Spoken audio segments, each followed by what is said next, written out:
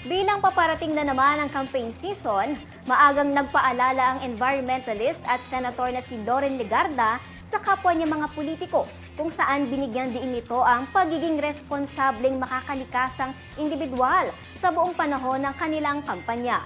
Sa panayam ni Legarda, sinabi nitong pangalagaan ng kalinisan at kaayusan ng kapaligiran sa paglalagay ng kanilang mga campaign paraphernalias, tulad ng mga tarpaulin na kadalasang nakikitang isinasabit sa mga puno, public infra, lalo na aniya sa mga itinuturing na historical landmarks. Matatandaan na sa tuwing panahon ng kampanya, dumadagsari ng mga nagkalat na mga campaign paraphernalias ng mga politiko na tila ba dinaik pa ang mga billboard sa EDSA sa dami ng ipinapaskil ng mga tarpaulin sa tabing kalye.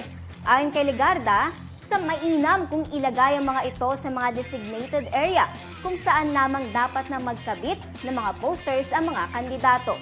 At dahil hindi rin eco-friendly ang mga tarpaulin, suwestyon rin ng senadora na sana'y maging malaki o malikhain ang mga kandidato sa pag-recycle ng kanilang mga campaign paraphernalias pagkatapos ng halalan. Pagkatapos nito, yan ay mahalaga.